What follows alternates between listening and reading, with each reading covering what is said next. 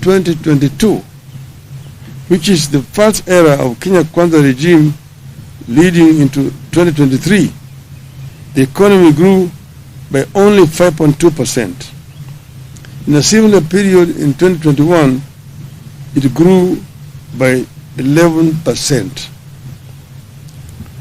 The regime resorted to more borrowing, ignoring the warnings that we are in debt distress and at the risk of debt default. Without blinking an eye, the regime went against its promises to reduce borrowing and did the complete opposite. Kenyans responded to this turn of events by trying to steady their businesses, especially the small enterprises. But those efforts were in vain as interest rates rose through the roof and more taxes hit those businesses. Only the government can now afford to borrow at the astronomical rate of 17% or more from the domestic market.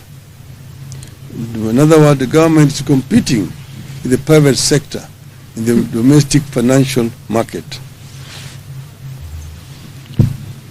The result has been that micro and small businesses are struggling, defaulting, and folding up, while the larger private sector is at best stagnating or equally folding up. In the last 1 year, the proportion of micro and small businesses defaulting on loans has increased by 17%. Today, 6 out of 10 micro and small businesses are either paying late, paying only a part of their installments, or are unable to pay. Inflation is driven by the cost of food and fuel. As long as the government has not resolved the price of food and fuel, the cost of living will not come down. No amount of fertilizer will lower the cost of food as long as the cost of fuel is unchecked. Diesel is one of the highest costs in farming. Even if you give the citizen a bag of fertilizer, but make it impossible for her or him to plow an acre of land, you have not solved the problem. The shilling taking the grains like maize, wheat, and rice that we import, those commodities have increased by 25%. As the economy has suffered, another grand betrayal of dreams has unfolded silently in the education sector.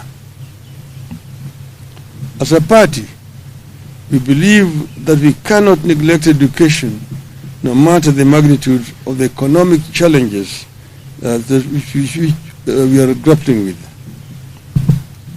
We believe that if we are not to spend just if we are to spend just on one thing, it should be education. In 1 year, Kenya Kwanza has thrown the education sector into a deep financial crisis. In public, Kenya Kwanza administration continues to talk about free education. The reality in our schools and homes across Kenya is that education is no longer free, either in primary or secondary schools. Inadequate funding is growing into a full-blown crisis in primary and secondary schools.